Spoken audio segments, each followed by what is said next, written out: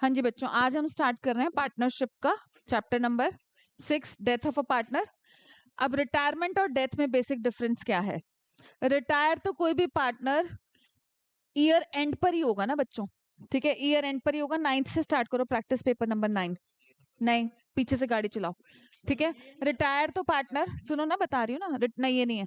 Retire तो partner year and पर हो सकता है, पर डेथ के केस में ऐसा थोड़ा ना हो सकता है कि हाँ जी बिल्कुल 31 मार्च को डेथ हो गई, फिर तो सुसाइड अटेम्प्ट करना पड़ेगा ऐसा करने के लिए, है ना। तो सुसाइड तो नहीं हो सकता। तो डेथ ऑफ अ पार्टनर के केस में डेफिनेटली हम लोग क्या करेंगे कि बंदा मर गया, मर गया तो मर गया में ये देखो, क्या तुम्हें लगता है कि उसके मरने से उस बंदे की इन, फॉर एग्जाम्पल 1 अप्रैल को सेशन स्टार्ट हुआ 24 को, ठीक है, और वो पर्सन मर रहा है 31 जुलाई 24 को, तो उसके उस 4 महीने जिंदा रहने से क्या उसकी कैपिटल पर कोई इम्पैक्ट होगा? नहीं ना।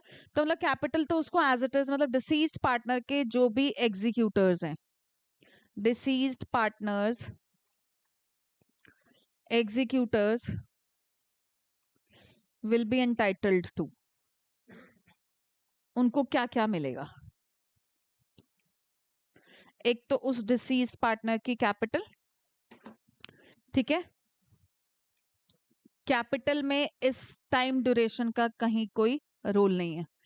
और जो उन लोगों ने एक्यूमुलेटेड प्रॉफिट लॉसेस रखे हुए थे, मतलब जनरल रिजर्व था, वर्कमैन कॉम्पनसेशन रिजर्व बना हुआ था पिछली, मतलब ऑब्वियसली इससे जस्ट एक दिन पहले 31 मार्च 24 को जो बैलेंस शीट बनी होगी, उसमें जो general reserve, workman compensation reserve, profit and loss account, ये सब कुछ था। क्या इन 4 महीने जिंदा रहने से उन रिजर्व्स वगैरह पर कोई इम्पैक्ट है? नहीं ना। उसमें कंप्लीट, मैं ये बात इसलिए बोल रही हूँ क्योंकि इन चीजों के साथ जो अभी स्टार्टिंग में मैं लिख रही हूँ, इन चीजों के साथ टाइम फैक्टर मैटर नहीं करेगा, ठीक है। जितने भी एक्यूमुलेटेड प्रॉफिट लॉसेस हैं, जितने टाइम पीरियड वो जिंदा रहा ना, 4 महीने, 4 महीने वो जिंदा रहा, तो उसकी फैमिली 4 महीने का भी हिसाब किताब लेना चाहे तो इसमें 4 महीने का क्या मतलब, इसमें तो जितना, हाँ गुडविल भी मिलेगी बिल्कुल, एक्यूमुलेटेड प्रॉफिट लॉसेस में उसका शेयर मिलेगा उसको, ठीक है। और शेयर इन गुडविल, क्या गुडविल उसके इन 4 महीने जिंदा रहने की वजह से बनी है? वो तो कई सालों से बन रही है भाई, ऐसा थोड़ी ना है, ठीक है। ये बात है कि गुडविल में भी, फर्म की गुडविल में भी उसका शेयर उसको मिलेगा, ठीक है। और फोर्थ पार्ट, रीवैल्यूएशन के प्रॉफिट लॉस, क्योंकि देखो अब बंदा मर गया तो एसेट लायबिलिटीज तो रिवैल्यूएट होंगे, तो रीवैल्यूएशन के प्रॉफिट लॉस में कहीं कुछ है ऐसा कि भाई उसी 4 महीने की वजह से वो किसी एसेट की वैल्यू डिक्रीज हो गई, इंक्रीज हो गई, या कुछ ऐसा नहीं ना। तो इनके साथ टाइम फैक्टर नहीं लगेगा बच्चों। अब जो पार्टनर्स हैं उनको बेचारों को नहीं पता था कि कोई पर्सन बीच में मर जाएगा, ठीक है, कोई पर्सन बीच में मर जाएगा। उन्होंने पार्टनरशिप डीड में, अगर उन्होंने पार्टनरशिप डीड में कोई सैलरी मेंशन करी हुई है, ठीक है, पार्टनरशिप डीड में लिखा हुआ था कि भाई सभी पार्टनर्स को 8,000 पर मंथ सैलरी मिलेगी, तो 4 महीने की सैलरी तो उसको मिलेगी ना, क्योंकि वो पर्सन 4 महीने तो जिंदा रहा। तो सैलरी, ठीक है, सैलरी के साथ टाइम फैक्टर लगेगा। इंटरेस्ट ऑन कैपिटल अगर मेंशन्ड है पार्टनरशिप डीड में, तो इंटरेस्ट ऑन कैपिटल के साथ भी टाइम फैक्टर लगेगा, उसकी जितनी भी कैपिटल होगी into rate upon 100 into months, ठीक है। हाँ आईओडी भी लेंगे, क्यों नहीं लेंगे भाई, उसको देंगे ये चीजें। अब भाई रिवैल्यूएशन का प्रॉफिट प्रॉफिट थोड़ी ना, लॉस में भी तो फिर उसको चार्ज करेंगे, वो लॉस बियर करेगा। उसके जो भी एग्जीक्यूटर्स हैं, जो भी फर्दर रिप्रेजेंटेटिव्स हैं, उन सबको ये चीजें दिखा दी जाएंगी कि देखो जी ये सब है, ठीक है। आईओडी चार्ज होगा according two months. Profit, share and profit की अगर मैं बात करूं, प्रॉफिट के रिगार्डिंग ना सबसे ज्यादा भसड़ मचती है थोड़ी सी। कई बारी उसके जो लीगल एग्जीक्यूटर्स हैं, लीगल हायर्स हैं, लीगल रिप्रेजेंटेटिव्स हैं, वो कई बारी कहते हैं, क्योंकि देखो इस साल का जिस साल स्टार्ट हुआ था और इन बिटवीन वो मर गया, उसके रिगार्डिंग तो एग्जैक्ट प्रॉफिट तो 31 मार्च 25 को ही पता चलेगा, ठीक है। पर वो बीच में मर गया तो अब क्या करें? अब कुछ तो उसका हिसाब किताब होना चाहिए ना, तो या तो उसके वो जो एग्जीक्यूटर्स हैं वो बोलते हैं, मतलब आपस में नेगोशिएट करके बातचीत होती है कि ऐसा करो पिछले 3 या 4 साल के प्रॉफिट्स को एवरेज कर लो और एवरेज प्रॉफिट्स को एज बेस ले लो, ठीक है। एवरेज करके आएगा तो ऑब्वियसली उसके अंदर भी एवरेज करके भी फिर 1 साल का आ जाएगा, तो उसमें टाइम और शेयर दोनों लगेंगे। या ये बोल सकते हैं चलो जी इस साल का तो पता चलेगा बिल्कुल एंड में जाकर, तो ऐसा करते हैं पिछले साल के प्रॉफिट को बेस ले लेते हैं, पिछले साल तुमने जितना कमाया था उसको बेस ले लेते हैं, ठीक है। या फिर प्रीवियस ईयर का प्रॉफिट एज बेस ले लिया जाएगा, ठीक है। एक और बेसिस होता है टर्नओवर और सेल्स बेसिस, ठीक है, कि जितना अब तक 4 महीने का, भाई तुम्हें ये भी तो पता है ना तुम्हारा जितनी वैल्यू का माल बिकता है और तुम्हें कितना प्रॉफिट होता है, तो तुम अब 4 महीने में कितना माल बेची बैठे हो उसमें उस हिसाब से उसको प्रोपोर्शनेट कर लो, ठीक है। तो ये भी टर्नओवर या सेल्स बेसिस भी हो सकता है, ओके। तो दो बेसिस पर प्रॉफिट का शेयर उसका डिफाइन होता है। मैं आपको डायरेक्टली इस चैप्टर में पहले फुल फ्लेजेड क्वेश्चन कराऊंगी, फिर हम इसके शॉर्ट क्वेश्चंस पर आएंगे, ओके, क्योंकि फुल फ्लेजेड से थोड़ी बेटर अंडरस्टैंडिंग होती है।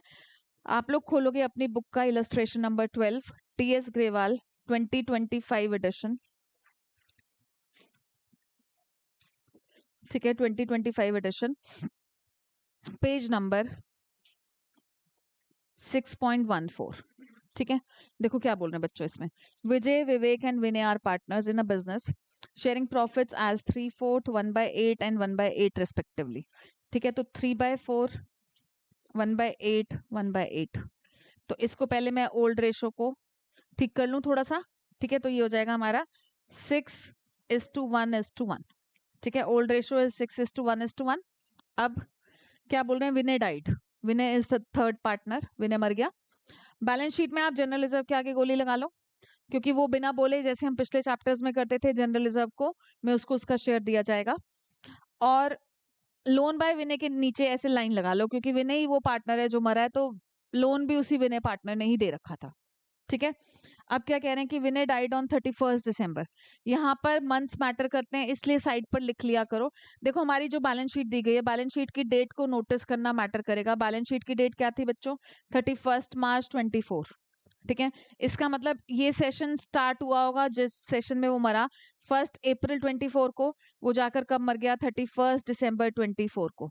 इसका मतलब वो कितने महीने जिंदा रहा,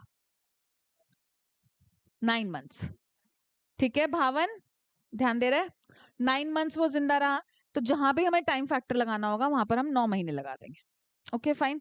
इसके बाद कह रहे हैं the deceased partner will be entitled to, पहले ना हम देखो फेयर में तो पहले आपको ऑब्वियसली उस विनय पार्टनर का, अब यहाँ पर तीनों पार्टनर के कैपिटल अकाउंट साल के बीच में बनाने की जरूरत नहीं है ना, क्यों बनाए, ठीक है। हाँ कभी अगर बोल देंगे कि जी उन्होंने सोचा कि चलो हम सारा सब कुछ चेंज कर लेते हैं तो फिर बना लेंगे, अदरवाइज डेथ के चैप्टर में आपका हमेशा उस डिसीज पार्टनर का ही कैपिटल अकाउंट बनाना मांगते हैं, ओके। तो विनय का कैपिटल अकाउंट यहाँ बनाकर अभी मैं छोड़ देती हूँ। वही पर्टिकुलर्स अमाउंट सिर्फ सिंगल पार्टनर का बनेगा यहाँ पर, पर्टिकुलर्स अमाउंट, पर्टिकुलर्स अमाउंट। आप क्यों बार बार आगे पीछे पलट रहे हो, क्या हो क्या रहा है, फॉर्मूला अगर आपको आता है तो आप आगे पीछे, कंपैरेटिव कॉमन साइज भी करो ना बीच में, तो उसको तो फिर एक पेपर को टाइम लगना चाहिए फिर तो, हाँ ठीक है। पर्टिकुलर्स अमाउंट का फॉर्मेट है, अभी आगे जाके जर्नल का हो जाएगा बेटा जब वो वाली बुक आ जाएगी, कंप्लीट जर्नल है वो book, issue of shares and issue of debentures, complete journal, कोई भी लेजर नहीं है उसमें, ठीक है। देखो क्या बोल रहे हैं, वर्किंग नोट्स पहले बना लोगे आप, फिर एक ही बारी सब कुछ पुट कर देंगे हम लोग वर्किंग नोट्स में।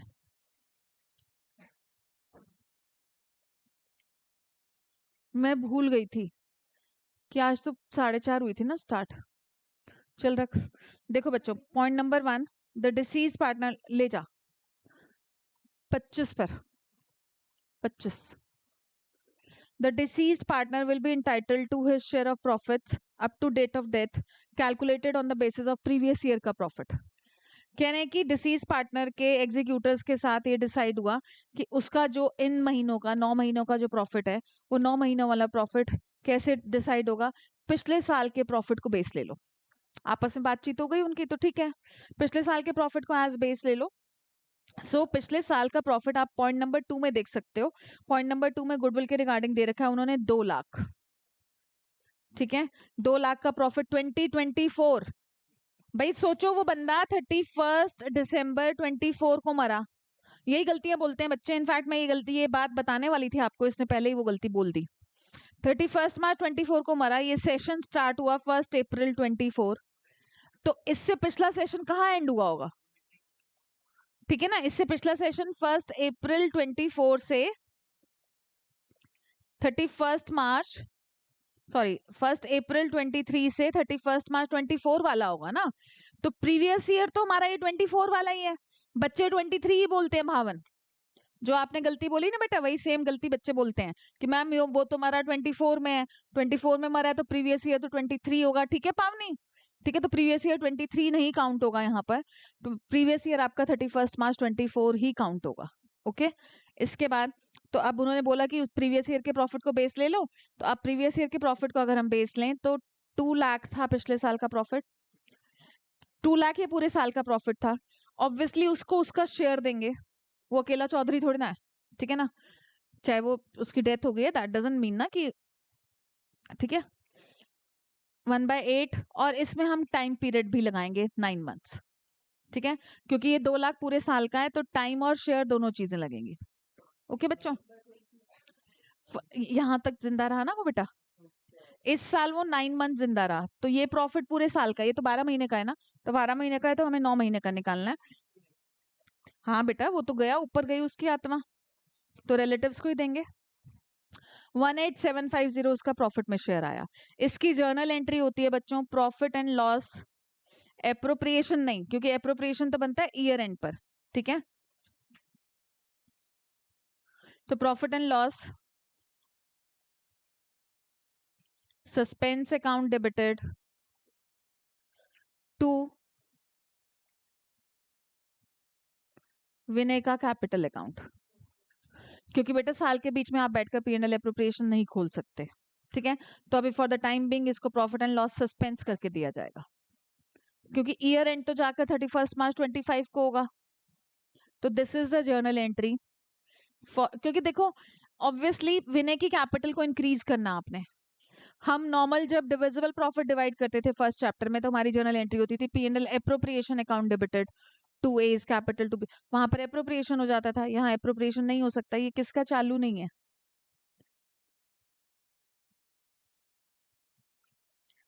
विला रख दूंगा पर चलाऊंगा नहीं बेटा, ताने पंजाबी, पंजाबी मम्मी पंजाबी मैम, नहीं पंजाबी मम्मी नहीं है ना। हाँ, इसके बाद देखो पॉइंट नंबर 2, हाँ कोई बात नहीं ना उसका, इसलिए मैंने वो बनवा दी है, वो डाल दी मैंने बस यार, मैंने नोटिस नहीं करा, मैंने डाली है। Point number 2, he will be entitled to his share of goodwill of the firm calculated on the basis of 3 years purchase of average profit of last 4 years। Goodwill वाले चैप्टर के ऊपर बेस्ड कहानी आ गई है कि पहले हमें गुडविल वैल्यूएट करनी पड़ेगी। कह रहे हैं कि आपको एवरेज प्रॉफिट को 3 साल का एक तो एवरेज लेना, आपको एवरेज प्रॉफिट को मल्टीप्लाई करना है नंबर ऑफ ईयर्स परचेज से, नंबर ऑफ ईयर्स परचेज दे दी उन्होंने 3, ठीक है। तो चैप्टर नंबर 2 का कॉन्सेप्ट हो गया हमारा नंबर ऑफ परचेज। इसके बाद एवरेज निकालेंगे हम प्रीवियस 3 इयर्स, तो प्रीवियस 3 इयर्स कौन नहीं, average of last 4 years, sorry, तो पिछले चारों सालों का दे रखा है हमें। तो 8 और 6 14, 14 और 4 18, 18 और 2 20, तो 20 lakh divided by 4 multiplied by 3, ठीक है। तो ये हमारा आ जाएगा 1,50,000, 15 लाख, एक जीरो ज्यादा है। गुडविल निकालनी है ना हमें, हाँ 5 लाख आएगा, 5 लाख इंटू 3 15 लाख, 15 लाख फर्म की गुडविल हो गई बच्चों।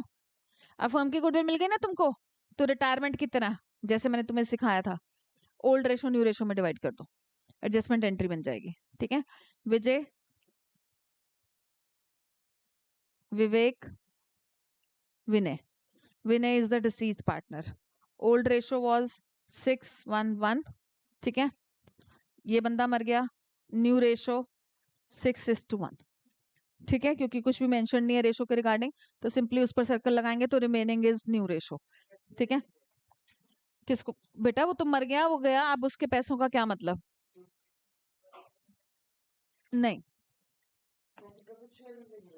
अरे गुडविल में शेयर मिल रहा है उसको, ओल्ड रेशो के अकॉर्डिंग तो मिल रहा है, दे रहे हैं अभी। 15 लाख डिवाइडेड बाय 8 करेंगे तो इसको 1,87,500 मिल रहा है। विनय को मिलना है ना?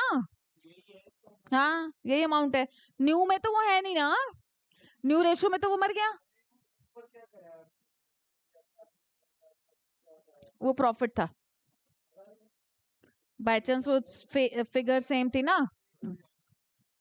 ठीक है, न्यू रेशो 6:1। अरे सर्कल लगा दिया, न्यू आ गई।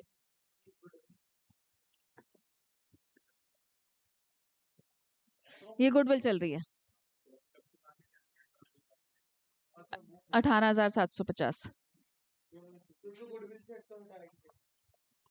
गुडविल तो उसको मिल रही है बेटा, अभी उसको देते हैं गुडविल, डोंट वरी। ठीक है, इसमें आ जाएगा 214286। ठीक है, इसमें आ जाएगा 12857,714। ठीक है, बहुत गंदा डेटा है मुझे पता है, पर करना पड़ेगा। 1285714 माइनस 1125, 11,25,000। बताती हूँ अभी उसके बारे में। इधर हो जाएगा -160714 बच्चों। ठीक है,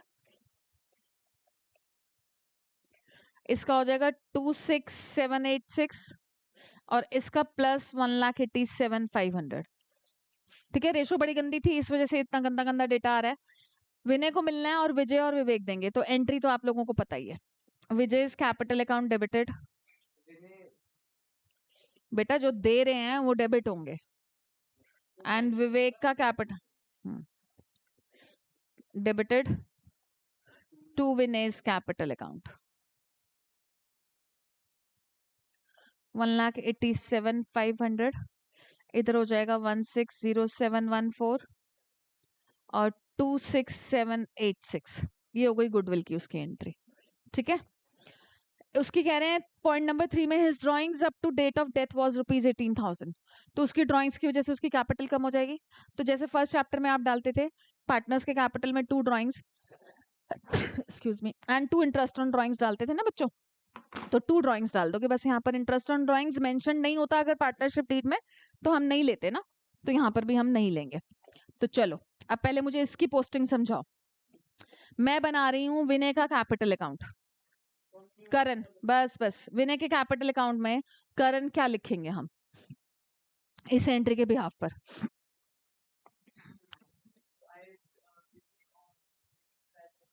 bye Vijay's capital, by Vivek's capital. ठीक है, विनय के अकाउंट में। ठीक है, और अमाउंट तो डालूंगी, विजय और विवेक के में कुछ नहीं आएगा। चले जाओ चले जाओ।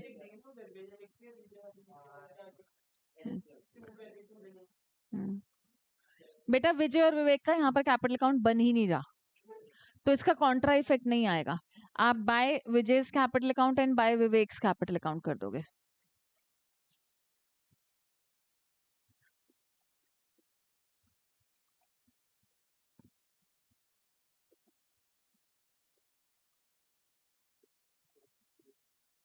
Bye Vijay and by Vivek. हाँ जी, आप क्या पूछ रहे हो? हाँ, मार्क कर ले एक बारी, मार्क कर ले, मार्क कर ले। अभी बंद करती हूँ ना, फिर बताती हूँ। What was so funny? हमें बताओ, हम भी हंस लेंगे।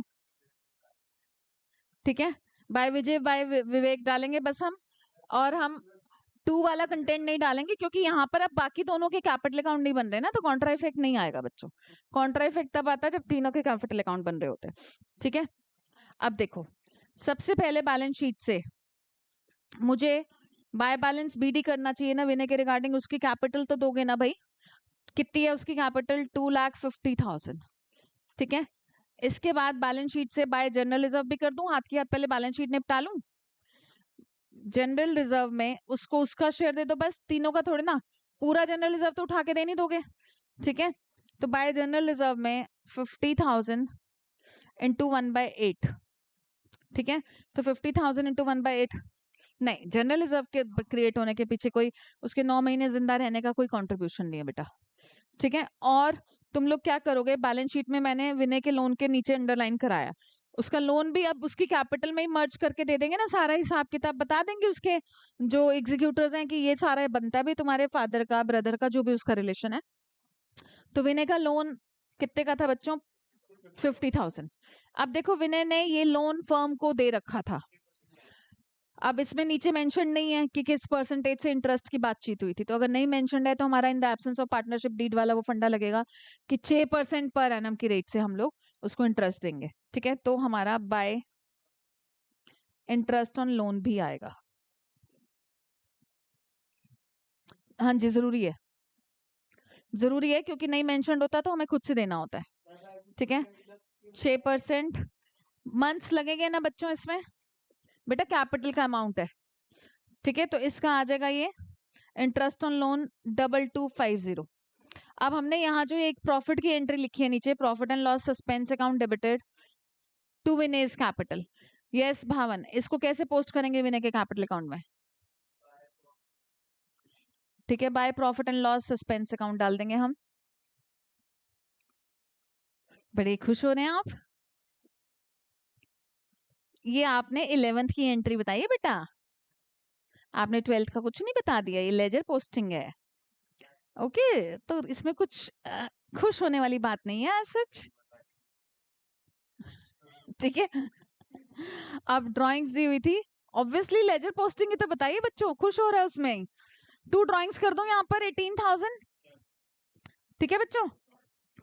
अब टोटल कर लो, टोटल आया इस साइड का 5,14,750। भावन शर्मा जी इधर देख लीजिए, नहीं थैंक यू, इधर देखो। अब आप क्या करोगे, टू बैलेंस सीडी नहीं लिखोगे क्योंकि ये पार्टनर कंटिन्यूइंग पार्टनर नहीं है, आप लिखोगे टू विनेज एग्जीक्यूटर्स अकाउंट, उसके एग्जीक्यूटर के नाम पर हमने इतना पैसा चढ़ा दिया, ठीक है, कि हमने तुझे इतना देना है, जब तक नहीं दोगे फिर आगे 6% के हिसाब से कहानी फिर चलती रहेगी, ठीक है। तो this is the balancing figure जो हमने उसके एग्जीक्यूटर्स को देनी है।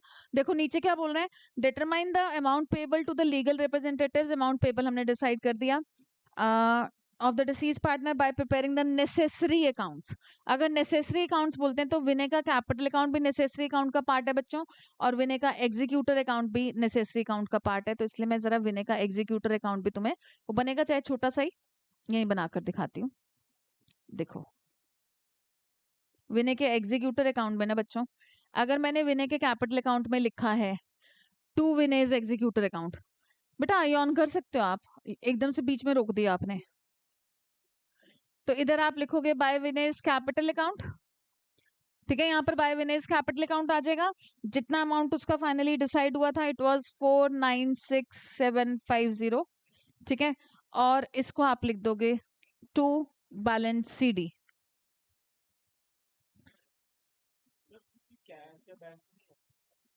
आएगा तो इसी में आएगा, पेमेंट होगी तो विनय के executor account, even single penny भी अगर पे होगा तो वो टू बैंक करके आएगा और रिमेनिंग टू बैलेंस सीडी हो जाएगा। अगर पूरी पेमेंट नहीं हुई, अगर पूरी पेमेंट भी करनी होगी ना डिसीज पार्टनर को, सुन लो ध्यान से, आप यहाँ पर लाकर कैपिटल लिखकर इधर टू बैंक लिखोगे, अगर पूरी पेमेंट उसी मोमेंट पर हो रही होगी, या इसमें से उन्होंने फॉर एग्जांपल बोल दिया कि 1 लाख हमने दे दिया बाकी 3,96,000 हम बाद में देंगे, तो टू बैंक आप 1 लाख यहाँ करोगे, इसको फिर 3,96,000 कर दोगे, हाँ यहाँ पर एग्जीक्यूटर में डालोगे, और ये एक तरह से विनेज एग्जीक्यूटर अकाउंट एक तरह का लोन अकाउंट ही है, ठीक है। समझ आया कॉन्सेप्ट, मतलब आप नीचे पहले सारी वो कर लोगे कैलकुलेशंस, उसको देना क्या क्या है, फिर उस हिसाब से उसको डाल दोगे, ओके, बाय बाय।